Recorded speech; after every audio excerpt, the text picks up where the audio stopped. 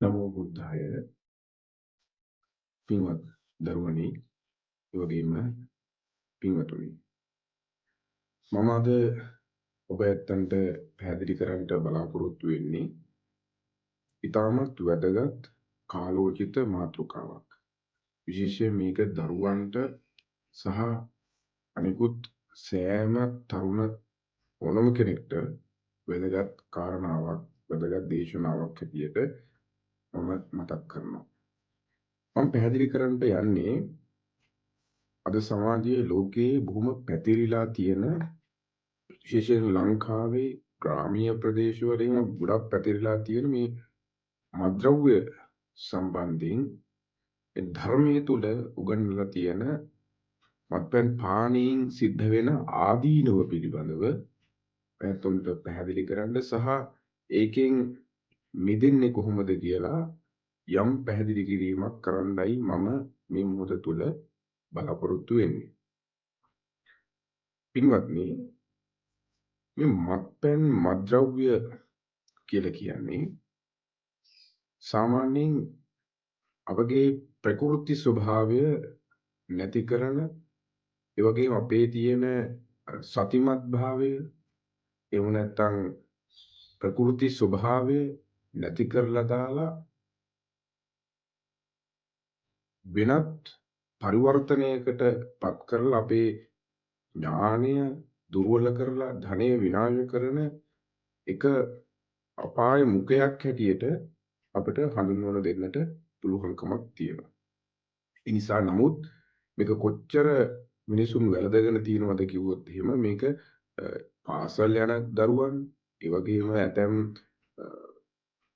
විවිධ තනතුරු දරන උදවිය ඒ වගේම රටේ නායකයන්ගේ ඉඳලා සෑම කෙනෙක්ම විනාශයට අපායට ඇද දාන මේ මත්පැන් මත්ද්‍රව්‍ය වලට යොමු වෙච්ච ප්‍රමාණය ඉතාමත් අධික හැටියට සඳහන් කරන්න පුළුවන්කමක් තියෙනවා.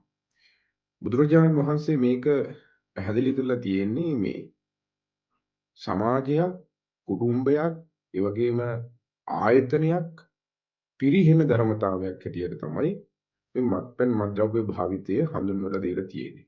ඒකින බුදුරජාණන් වහන්සේ මේක සමාජයකට අත්‍යවශ්‍යයි කියන එක දේශනා වෙලා නැහැ. මිනිසුන්ගේ මනස විකෘති කරන එක් පැතිකඩක් හැටියටයි බුදුන් වහන්සේ දේශනා කරලා තිබෙන්නේ. දැන් බුදුරජාණන් වහන්සේ යමක් හොඳයි නම් යමක් මාර්ගය පැහැදිලි නම් උන්වහන්සේ මහා කරුණාවෙන් ඒක අපට මේ මාර්ගයේ හරි කියලා පෙන්වලා දීලා තියෙනවා. ඒ නිසා රාජ්‍ය පාලනයේදී වුණත් රජ කෙනෙකුගේ තියෙන ගුණධර්ම අතිනුත් එකක් තමයි මේ අකටයුතුකම් වෙන මත්පැන් මත්ද්‍රව්‍ය භාවිතයේ පිළිබඳව ප්‍රතික්ෂේප කරලා තියෙන කාරණාව. ඒ නිසා පින්වත්නි මේ මත්පැන් පානය කිරීමේ ආදීනව බුදුරජාණන් වහන්සේ 6ක් සිඟාලුවාද සූත්‍රයේ දේශනා කළා තියෙනවා. පළවෙනි කාරණාව තමයි මොකක්ද මත්පැන් පානය කිරීමෙන් ධනය පිරිහීමටපත් වෙනවා. දැන් ධනය පිරිහෙනවා පින්වත්නි ප්‍රධාන වශයෙන් ඍජු වශයෙන් ධනය වියදම් වෙනවා. මොකද මේ ඍජු ධනය වියදම කියලා කියන්නේ කෙනෙක් මහන්සියෙන් උපයාසපයා ගන්නා වූ ධනය ඒකෙන් කොටසක් සොහෝ තුනෙන් දෙකක් මේ මත්පැන් මත්ද්‍රව්‍ය වලට යොමු කරනවා නම් ඒක සමහරලාවට මිල කුඩා වෙන්න පුළුවන්. සමහරලාවට මහත් වියදමක් වෙන්න පුළුවන් එකවරකදී.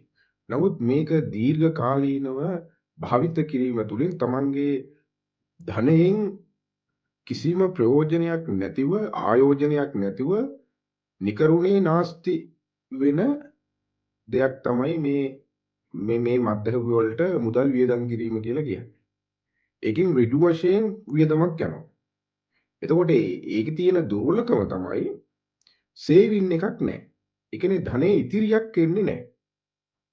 ඒ වගේම ඒක ආයෝජනයක් බවට පත් වෙන්නේ නැහැ. මොකද ආයෝජනයක් වෙනවා මේ මුදල අපි දරුවෙකුගේ අධ්‍යාපනය සඳහා භාවිතක යොදවනවා. අන්න ඒක ආයෝජනයක්. ඒ වගේම අනාගත Tamanට ඇති වෙන බාධාව රෝගී තත්ත්වයක් Tamanට හදිසියෙන කරදරවලදී ඒ මුදල ඉතිරි කරගන්න හැකියාවක් තියෙනවා නම් ඒක ආයෝජනයක්. නමුත් මෙතනදී ඍජු වශයෙන් වියදමක් යනවා කිසිම ආයෝජනයක්වත් ඉතිරියක්වත් නැතුව මේ මත්පැන් මත්ද්‍රව්‍ය වලට. ඒක ධනය පිරිහීමේ එක කාරණාවක් හැටියට දක්වන්න පුළුවන්කමක් තියෙනවා. අනිත් එක තමයි Tamanගේ රැකියා කිරීමේ හැකියාව. නැත්නම් වැඩ කිරීමේ හැකියාව විශාල වශයෙන් අඩු කිරීමකට ලක් වෙනවා. ඒකෙන් ධනෙ පිරිහෙනවා. දැන් උදාහරණයක් බලන්න රැකියාවක් කරන පුද්ගලයාගේ ඔහුගේ performance අඩු වෙනවා. ඒ කියන්නේ ඔහුට මහන්සි වෙලා වැඩ කරන්න බෑ. හරි? ඒ සඳහා නුවණ යොදව ගන්නට අපහසුතාවයකටපත් වෙනවා. ඒ සඳහා කය යොදව ගන්න අපහසුතාවයකටපත් වෙනවා. සමහර ලාවට මත්පැන් මත්ද්‍රව්‍ය භාවිත කරලා රැකියාවකට යොදවනවා නම් ඔහු වැඩිපුර නිද්‍රාවට යනවා. බොහෝ වෙලාවක් වැඩ කරන්න බෑ. කම්මැලිතාවය ඇති වෙනවා. හිසේ අපහසු ඇති වෙනවා. වමනේ යෑම ආදී සිද්ධ වෙනවා. හරි? ඊට පස්සේ හරියට ඒ රාජකාරී අකුරට ඉටු කරන්නේ නැහැ. ඉතින් මෙවැනි තත්ත්වයන් නිසා ඔහුගේ මොකද වෙන්නේ? අර රැකියාවේ performance අඩු වෙනකොට ධනෙ මොකද වෙන්නේ? අඩු වෙනවා. හීන වෙනවා. සමහර ලාවට සමහරු මත්පැන් පානය කරලා ඊළඟ දවසේ රැකියාවල් වලට යන්නේ නැහැ. එතනට ගියත් එතනත් නිදි සමහර වෙලාවට. හරි. මේක හැම අංශයකටම වෙන්න පුළුවන්. මේක රාජ්‍ය පාලනයේ ඉඳලා මේක පාසල් දරුවෙක් ඉඳලා විශ්වවිද්‍යාලේ දරුවෙක් ඉඳලා මේක හැම තැනකටම බලපාන සාධකයක් ඇටියට තියෙනවනේ ධනය ඒ අංශයෙන් වෙනවා. අනිත් එක තමයි පින්වත්නි සෞඛ්‍යමය තත්ත්වයන් වලට වැඩි වියදමක් දරන්න වෙනවා. දැන් මේක නිසා ඇතිවෙන සිරෝසිස් තත්ත්ව එතකොට නොයෙකුත් මේ අපමාවේ ප්‍රශ්න නොයෙකුත් එතකොට මානසික වශයෙන් ඇතිවෙන තත්ත්ව එතකොට ව්‍යාධීන් ඒවා ගොඩක් මානසික වශයෙන් විශේෂයෙන් මේක බලපෑම ලක් කරනවා. එතකොට මේ සෞඛ්‍යමය ගැටලු සඳහා මොකද නිකරුණේ බොහෝ මුදලක් වියදම් කරන්න සිද්ධ වෙනවා. නේද? නොඑක් මුදලක්. එතකොට ඒකත් මොකද අර ධනෙ පිරිහීමේ කොටසක්ම තමයි. ධනෙ පිරිහීමේ කොටසක්ම තමයි. ඔය මං අංශ කීපයක් ඔය සඳහන් කළේ. එතකොට ගත්තාම මේ පෞල් සහ මේ සමාජ ගැටලු. දැන් පෞල්ලට මොකද වෙන්නේ? විශේෂයෙන් ගත්තාම මේ මත්පැන් මත්ද්‍රව්‍ය නිසා ඔන්න අපි උදාහරණයක් ගමු. මේ රැකියාවක් කරනවා මේ හෝ ව්‍යාපාරයක් කරනවා අම්මා තාත්තා දෙන්න එක්කව කියලා. නමුත් මේ අධික මත්පැන් පානය මේවට යොදවීම නිසා ගෙදර අතර දෙමව්පියෝ අතර රණ්ඩු විරසකවල් ඇති වෙනවා. අන්න එතකොට මොකද වෙන්නේ? අර මහන්සියේ ගොඩනගාගත්තා වූ ආර්ථික දියුණුව මොකද වෙන්නේ? බිඳ වැටෙනවා. අන්න එතකොට ඒක බලපෑම් වල ලක් කරනවා ධනය පිරිහෙන. හොඳ ළමයින්ට බොහොම අත්දැකීම් ඇති. සමහරවට මේ දෙමව්පියෝ මේ තත්ත්ව නිසා විරසක වුණාන් පස්සේ ධනය පිරියලා යාචක තත්ත්වයටපත් වෙනවා සමහර හොඳ බිස්නස් කරන මිනිස්සු බව.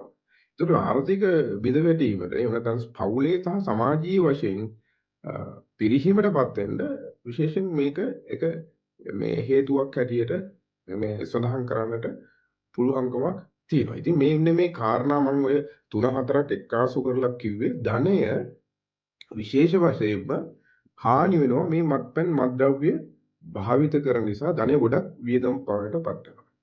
දෙවෙනි කාරණේ බුදුරජාණන් වහන්සේ දේශනා කරනවා මොකක්ද? මේ කලහ කෝලාහල වලට යොමු වෙනවා මත්පැන් මත්ද්‍රව්‍ය නිසා. දැන් බලන්න අද සමාජයේ කොයිතරම් විදිහට විශේෂයෙන් දරුවෝ පාසල් යන දරුවෝ පාසල තුල ඒ වගේම පාසලින් බැහැර මේ දරුවන්ට මත්පැන් මත්ද්‍රව්‍ය යොමු කරන තත්වයකටපත් වෙලා තිබෙනවා. ඒ සඳහා යොමු වෙනවා. ඒ සඳහා වෙනවා. විශාල වශයෙන් ඒ අය අතර අසමගිකම වැඩි. මේ බොහොම එකිනෙකා රණ්ඩු වෙනවා. කලහකාරී වෙනවා. දැන් සමාජ මාධ්‍යයන් වල ගත්තොත් එහෙම බලන්න කොයිතරම් විදිහට අහු වුණ දෙයින් ගන්නවා. එතකොට අහු වුණ මොකද සිහියක් නැහැ සමහර වෙලාවට. ඒක මම මද්ද්‍රව්‍ය වල නාමයන් කියන්නේ නමුත් ඒ මද්ද්‍රව්‍ය භාවිත වෙලා මොකද වෙන්නේ? අර කරුණාව මෛත්‍රී කියන ධර්මතාව වලට උඩෙන්න විදිහක් නැහැ. අර ආවේගකාරී ස්වභාවය වැඩි වෙනවා. එක ස්වභාවයක්. එතකොට වුන්ට අර ගුරුවරයා පේන්නේ නැහැ, වැඩිහිටියා පේන්නේ නැහැ. එතකොට අඩු වයසක කෙනෙක් පේන්නේ නැහැ, දරුවෙක් පේන්නේ නැහැ. මොකද ඒ ඔක්කොම පේන්නේ සමහර වෙලාවට කාම වස්තුන් විදිහට පේන්න පුළුවන්.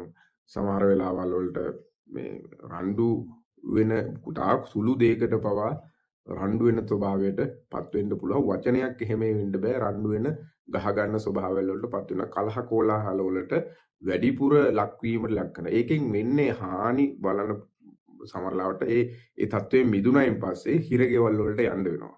හරි. රැකියාවක් කරනවා ඉන්නවනම් රැකියාවෙන් පහ කරනවා. හරි. එතකොට සමස්ත ඔහුගේ තියෙන පෞරුෂය බිඳ වැටිලා යනවා. හරි. එතකොට නොඑක් මේ තත්ත්වය නිසා බාධක එන්න පටන් ගන්නවා. ඒක හේතුවක් වෙනවනේ මේ කලහ කෝලාහලත් එක්ක සමහරලාට ප්‍රകൃතිය නෙමෙයි. ඔහුට මද්ද්‍රව්‍ය මත්පැන් වල තියෙන මේ වෙරි මතය අඩු වුණාම දැනෙන්න පටන් ගන්නවා. එතකොට වෙන්න තියෙන දේ වෙලා ඉවරයි. ඒ කියන්නේ බුදුහාරෝ දෙවෙනි කාරණාව හැටියට දක්වන්නේ කලහ කෝලාහල වලට මේ සම්බන්ධ වෙන ස්වභාවය තියෙනවා කියලා. ඊළඟට තුන්වෙනි කාරණාව තියෙනවා මේ ලෙඩ රෝග වැළඳෙනවා. ඔන්න මත්පැන් මත්ද්‍රව්‍ය භාවිත කිරීමේ ඊළඟ කාරණාව ලෙඩ රෝග වැළඳෙනවා. මේ ලෙඩ රෝග දැන් ගත්තොත් එහෙම විවිධ ලෙඩ රෝග හැදි වෙනවා. හරිද? අසාමාන්‍ය ලෙඩ රෝග ඇති වෙනවා. ඒ සඳහා ගොඩාක් වියදම් කරන්න සිද්ධ වෙනවා. එතකොට මේ විවිධ වශයෙන් ගත්තොත් එහෙම මේ පෙනහැල්ල දියවීමේ ලෙඩ අක්මාවේ ආබාධ ඒ වගේම වකුගඩු ආබාධ සිරෝසිස් වගේ ආබාධ ඊට පස්සේ මේ දියවැඩියාවල් වලටත් විශේෂයෙන් බලපෑමකට ලක් වෙනවා. ඒ වගේ අනිත් එක තමයි මානසික රෝග. ප්‍රධාන දෙයක් තමයි මේ ස්ට්‍රෙස් වගේ දේවල් වැඩි වෙනවා. හරි. එතකොට මානසික රෝග විවිධ අංශ වලට මේක බලපෑමකට ලක් කරලා.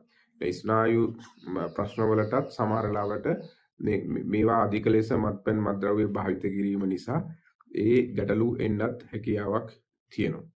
එතකොට මේ ඉන්ද්‍රිය සම්පූර්ණයෙන්ම දුර්වල වීමකට ලක් වෙනවා. එතකොට නොයෙක් ලෙඩ රෝග වලට මුහුණ දෙන්න සිද්ධ වෙනවා. ඒ නිසා සමහර ලාවට යාළුවෙක් ආසු වෙලා ඒ වගේම පඩි ගත්තාම කලහකෝල කියන්නේ ඔක්කොම එක්ක අහුවෙලා මේ මහා විනෝදයෙන් මේව කරනවා. දැන් ඔය එක මේ සමාජ මාධ්‍ය තුලත් මහා උත්සව මම ඒ වගේ නම් කියන්න යන්නේ මේ ඉරිදා දිනවල් වලට අර ලොකු උත්සව පැවැත්වුවා මත්පැන් සාද තියලා. දැන් සල්ලිකාරයෝ ධනවතුන් හැම තරුණයෝ එක්ක අහුවෙලා ඒක පානය කරා. නමුත් දැන් ඔහුට අක්මාවේ රෝග හැදිලා සතෙක්වත් නැහැ. අඩුම ගානේ අපි සාමාන්‍ය වචනේ කියන්නේ බල්ලෙක්වත් නැහැ කියලා. කිසිම කෙනෙක් උදව්වටවත් නැහැ. පේනව නේද? කිසිම කෙනෙක් නැහැ. ඒ කියන්නේ අපිට සල්ලි තියෙන වෙලාවට මේ විසි කරන වෙලාවට මත්පැන් මත්ද්‍රව්‍ය වලට වියදම් කරන වෙලාවල් වලට යාළු ඕන තරම් ඉන්නවා. හැබැයි සේලයින් බෝතලේ ළඟ තියෙන අපි එල්ලන් ඉන්නකොට ඔය කිසි කෙනෙක් අපි ළඟ නැහැ. ඒ නිසා අපිට මේවා නිසා මේ වැරදීම මත්පැන් මත්ද්‍රව්‍ය නිසා ලෙඩ රෝග හැදුනයින් පස්සේ ඔය කියන යාළුවොත් කිසි කෙනෙක් නැහැ. ඒ නිසා තේරුම් ගන්න එක ආදීනේවත් තමයි. එහෙනම් මොකද්ද? මේ ලෙඩ රෝග වලට මේ නිරාවරණය වෙනවා විශේෂයෙන්ම. ඊළඟට තමයි හතරවෙනි කාරණාව මොකද මේ අපකීර්තියටපත් වෙනවා. අපකීර්තියට. දැන් බලන්න පින්වත්නි මේ මත්පැන් මත්ද්‍රව්‍ය භාවිත කිරීම නිසා සමහරලාවට ආයතන ප්‍රධානියා මැනේජර් කෙනෙක් කියමු. එතකොට ඉහළ නිලධාරියෙක් කියමු. ඔහුගෙත් මොකද වෙන්නේ? ඔහු කෙරෙහි තිබුණු අර සමාජ පිළිගැනීම හෝ ආයතනික පිළිගැනීම මොකද වෙන්නේ? අපකීර්තියක් බවට පත් වෙනවා. මොහු බේබද්දෙක් කියලා. ඒකත් එක්ක මොකද සල්ලාලකම් වැඩි වෙනවා. මත්පැන් මත්ද්‍රව්‍ය නිසාම සල්ලාලකම් වැඩි වෙනවා. රාග සිතුවිලි අධිකව එන්න පටන් ගන්නවා. ඒකෙන් සමහරලාවට ඔන්න කාන්තාවන්ට හිංසා වෙනවා. හරි. එතකොට මොකද වෙන්නේ? අපකීර්තිය හැමතැනටම යනවා. ඒක මේ පූජක පක්ෂයේ උනත් වෙන්න පුළුවන්. ඊට පස්සේ ඉහළ තනතුරු වෛද්‍ය ක්ෂේත්‍රයේ වෙන්න පුළුවන්. නීතිඥ ක්ෂේත්‍රයේ වෙන්න පුළුවන්. එතකොට ගත්තාම මේ අපි කීර්තිමත් විදිහට මේ ලෙස හඳුන්වන රැකියා කරන කෙනෙක් වෙන්න පුළුවන්. මේ මත්පැන් මත්ද්‍රව්‍ය පාවිච්චි කරලා අර වැරදි සහගත ක්‍රියාවන් සිද්ධ වුණයින් පස්සේ ඒ අපකීර්තිය බොහෝ තැනක් පැතිරිලා යනවා. වර්තමානයේ නම් මේ සමාජ මාධ්‍යයේ දියුණුව නිසා ඉතා වේගයෙන් මේවා පැතිරිලා ගිහිල්ලා අපකීර්තිය සමස්තේ යන්න පුළුවන්. ඒ නිසා කීර්තිමත් භාවය ආරක්ෂා කරගන්න මොකද මේ මත්පැන් මත්ද්‍රව්‍ය භාවිතයෙන් දුරස් වීම ඉතාමත් වෙනවා. දුරස් වෙලා මේ හොඳ සිල්වන්ත ධර්මානුකූල ජීවිත ගත කරනවා නම් ඒකේ කීර්තියත් මේ පැතිරීමක ලක් වෙනවා. ඒ ඉන්න තලය තුල කීර්තියක් ගොඩනගෙන්න මේ හේතු වෙනවා. ඒ නිසා මත්පැන් පානය කිරීම මොකද අපකීර්තිය තමයි පැතිරලා යන්නේ. ශිෂ්‍යෝ පාසල් ශිෂ්‍යෝ මේක භාවිත කරනවා නම් ඔවුන් කෙරෙහි විශේෂයෙන් පවුලට පවා දෙමව්පියන්ට පවා අපකීර්තියක් ගෙන දෙනවා. ඒ වගේම ඔවුන්ගේ පවුලට අපකීර්තියක් ගෙන දෙනවා. ඥාතිවරුන්ට අපකීර්තියක් ගෙන දෙනවා. ගමට ප්‍රදේශයට හැම තැනටම මේ අපකීර්තිය පැතිරිලා යනවා. ඒ නිසා මේ අපිම මේ වගේ දුරස් වෙන්නට ක්‍රියාත්මක වීම ඉතාමත් වැදගත්කමක් තියෙනවා. පස්වෙනි කාරණාව තමයි මේ ලැජ්ජාව දුර වෙනවා. ලැජ්ජ නැති වෙනවා. මොකද බොහොම ධනවතෙක් පවා මොකද අර යාචකෙක් පට්ටමට වැටෙනවා. අර ලැජ්ජාව නැති වෙනවා. එතකොට සමහර ලාවට මේ මගුල් ගෙදරකට ගියොත් මොකද වෙන්නේ? එතන සම්පූර්ණ වශයෙන්ම ඒ වැඩපිළිවෙළවල් කරගෙන යන්න බැරි වෙන විදිහට ලැජ්ජාවටපත් වෙනවා. එතන කඩාකප්පල්කාරී බවට පත් වෙනවා. සමහර ලාවට ඇඳුම් නිර්වස්ත්‍රව සමහර විදිහට හැසිරෙනවා. හරි. එතකොට නැත්නම් කන ආහාරය පවා මුළු ඇඟේම හලාගෙන අර ලැජ්ජා සහගත විදිහට වැඩි තත්ත්වයකටපත් වෙනවා. ඔව් වර්තමාන කාලේ නම් ඒවා වීඩියෝ කරලා සමාජගත කරලා ඔහුගේ චරිතය සම්පූර්ණයෙන්ම නැති කරන දාන තැනට මේපත් වෙනවා. එතකොට හිතන්නකෝ ඒක තියෙන බැරෑරුම්කම තමයි ගුරුවරයෙක් වුණා කියමුකෝ. මොකද වෙන්නේ? ඔහුගේ අර ලැජ්ජාව ඒ වෙලාවේ නැති වෙන නිසා සමහරලා තමන්ගේ භූමිකා අමතක වෙනවා. එතනින් එහාට කියන්නේ ඉහළ නිලධාරියෙක් වුණා තමන්ගේ භූමිකා අමතක වෙනවා. අමතක වෙලා අර කියන්න ඕන දේ තේරෙන්නේ නැහැ. නොකිය යුතු දේ තේරෙන්නේ නැහැ. තමන්ගේ පෞරුෂය කොයි ආකාරයක ධනාත්මක පෞරුෂයක් පවත්වා ගන්න ඕනද කියලා තේරෙන්නේ නැහැ. එතකොට ඒවා ඔහුගේ ලැජ්ජාව කියන එක සම්පූර්ණයෙන්ම නැති වෙලා යන්න පුළුවන්. සමහරව අපි දැකලා තියෙනවා එළි වෙනකන් මත්පැන් මද්ද්‍රව්‍ය භාවිත කරලා පාරවල් අයිනේ කාණු අයිනේ නිදාගෙන ඉඳලා පහුවදා උදේ තමයි නැගිටලා යන්නේ. එහෙම තත්ත්වවලටත්පත් වෙනවා. ලැජ්ජාවටපත් වෙනවා. ඒක ලැජ්ජාව නැති වෙනවා. මේ බොහෝ කෙනෙකුට හිරි කියන එක නැති වෙනවා. ඒතර පව් කරන්න තියෙන ලැජ්ජාව නැති වෙනවා. පව් කරන්න තියෙන බියත් මේවා නිසා නැති වෙනවා. දැන් ගොඩාක් ඔය මේ අකටයුතුකම් ඒ කියන්නේ මිනිමරුම් මෙතනින් ගියාට පස්සේ ස්ත්‍රී දූෂණ එතනින් එහාට පස්සේ නොඑක් වංචාකාරී සමහර දේවල් වලටත් මේ මත්පැන් මත්ද්‍රව්‍ය කියන එක බලපෑමකටපත් කරනවා. ඒ වගේම මිනිමරුම් වලට විශේෂයෙන්ම මත්පැන කියන එක කියන්නේ සිහිය විකෘතිතාවයටපත් වීම බලපෑමකට ලක් කිරීමක් සිද්ධ කරනවා. ඒ නිසා මේ වගේ දුරස් වෙලා ඉන්න එක තමයි ඊටා වැදගත්කමක් තියෙන්නේ. ඒ නිසා ඒක ලොකු කතාවක් හැටියට තියෙනවා. අනිත් එක තමයි නුවණ දුර්වල වෙනවා. 6 වෙනි කාරණාව. ඒ කියන්නේ Tamanට තියෙන මතක ශක්තිය අඩු වෙනවා. නුවණ ඒක මතකය නැහැ. එතකොට අධ්‍යාපනය ලබන කෙනෙක් නම් වහාම නොඑක් ආකාරයකට මේ තමන්ගේ අධ්‍යාපන කටයුතු ඇන හිටිනවා. මොකද ඒ ඉදිරියට කරගෙන යන්න හැකියාවක් ඇත්තේ නැහැ. නුවණ කියන එක මේ දුර්වල වෙනවා. හරි. එතකොට එතනින් එහා මේ ඉදිරියට යන්නට හැකියාවක් ඇත්තේ නැහැ. ඒ නිසා අර නූගත් පුද්ගලයෙක් බවට පත් වෙන්න එක සාධකයක් තමයි මේ මත්පැන් මත්ද්‍රව්‍ය භාවිත කිරීම නිසා. අනිත් එක තමයි මේ අර සතිමත් භාවය ගොඩනගන්න හැකියාවක් නැහැ. බුදුදහමේ කතා කරන මේ මගපලලාභී තත්වයට සෝවාන් සකදානාගාමී අරිහත් භාවයට පත් වෙන්න මේක දිගටම පාවිච්චි කරනවා නම් පාවිච්චි කරමින් ඉන්නවා නම් මේ කතා කරන්න හැකියාවක් නැත්තේ නෑ. අදටත් නොඑක් විදිහට මේ මත්පැන් මත්ද්‍රව්‍ය භාවිත කරමින් අර වයිට් එකට වගේ ගන්නෙත් මේ ධර්මය. වයිට් එකට වගේ ගන්නෙත් මහා සංඝරත්නය. ඒ தත්ත්වයටපත් වෙලා තියෙනවා අද සමාජයේ. මේ තමන් වැරදි කරමින් මත්පැන් මද්ද්‍රව්‍ය භාවිත කරමින් ඒකටත් ඒ කියන්නේ නුවණ දුර්වල වෙනවා. අපි මෙතනදී කොයි විදිහටද ක්‍රියා කළ යුතු වන්නේ කියන தත්ත්වය කෙනෙකුට අමතක වෙන නිසා අර මේ තමන් ධර්මානුචාරීව හැසිරෙන්න ඕනේ. ඒ හැසිරෙන ගමන් තමයි අපි මේවා ගැන කතා කරන්නට උවමනාකමකුත් තියෙන්නේ. ඒ නිසා මේ සමාජයේ විවිධ පැතිකඩවල් මේකත් එක්ක තියෙන නිසා මේවා අපි හොඳින් ඉතාමත් හොඳින් තේරුම් ගැනීම වැදගත්කමක් තිබෙනවා. එතකොට ඊළඟ කාරණේ තමයි අද සමාජයේ මේවත් එක්ක මේ මත්පැන් මත්ද්‍රව්‍ය මිනිස්සු මොකද මේවට යොමු වෙලා තියෙන නිසා අධිකව යොමු වෙලා තියෙන නිසා මොකද අර වෙලෙන්දොත් මත්පැන් මත්ද්‍රව්‍ය තියෙන වෙලෙන්දොත් ඒ වගේම නොඑක් ගංජාදී ඔය අයිස් ආදී මත්ද්‍රව්‍ය මේ තරුණ ප්‍රජාවට බහුල වශයෙන් දෙනවා. ඒ නිසා මම මේ අවවාදය දෙන්නේ විශේෂයෙන් දරුවන්ට දෙන්නේ. මේකෙන් අපි දැන් බේරිලා ඉන්න ඕනේ. ඒ වගේම මේ මත්පැන් වලට මත්ද්‍රව්‍ය වලට අබ්බැහි වෙච්ච අයටත් එක්ක තමයි මේ අවසාන කතාව මම කියන්නේ. පින්වත් පුතේ, ඒ වගේම පින්වත් පින්වතුනි, විශේෂයෙන් ඔබ පළමුව තේරුම් ගන්න මේ මත්පැන් මත්ද්‍රව්‍ය කියලා කියන්නේ ඔබට මිතුරෙක් නෙවෙයි. ඔබට සතුටක් ගේන දෙයක් නෙවෙයි.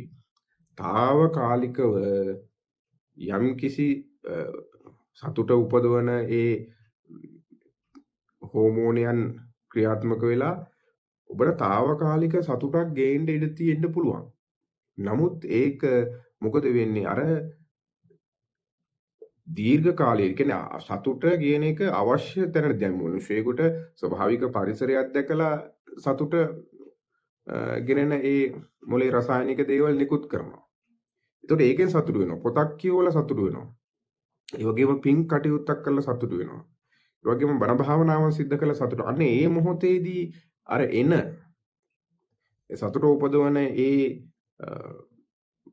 තත්වයන් මොලේ ඒ ක්‍රියාකාරීත්වයන් මොකද වෙන්නේ අර බලෙන් මේ මත්ද්‍රව්‍ය නිසා මේවා බලෙන් ඇතුළත් කරලා නිසා ඒවා නිකුත් වෙනවා ඒ මොහොත තුල.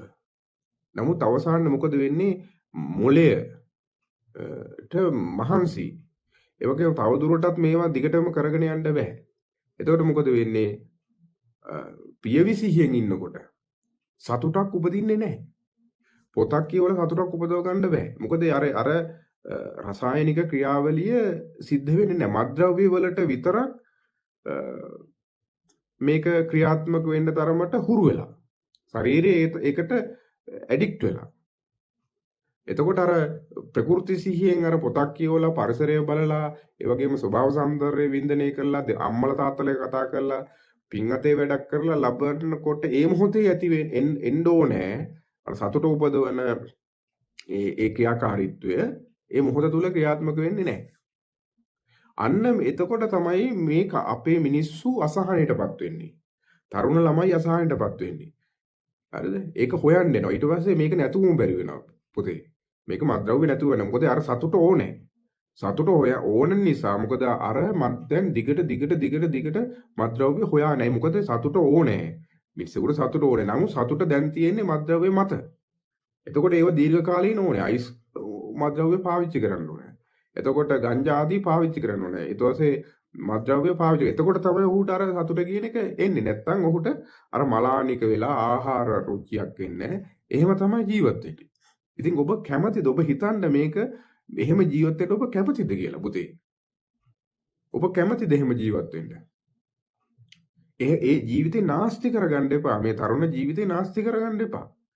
හරිද? එහෙම මේ ස්වභාවික පරිසරයෙන් ලබන්න ප්‍රകൃතිය ලබන්න තියෙන සතුට මත්ද්‍රව්‍ය තුලින් ලබා ගන්න යෑමෙන් වෙන්නේ ලොකු විනාශයක්. හරි? ඒකෙන් අර මම ඉස්සෙල්ලා කිව්වාගේ ආදීනව ගණනාවක් සිද්ධ වෙනවා වගේ ඔයාගේ ඊළඟ කටයුත්ත ඔයා හිතන්න කාරණාව. ඔයාට පුතේ ඔයාට තියෙනවා ඉදිරි අනාගතයක්.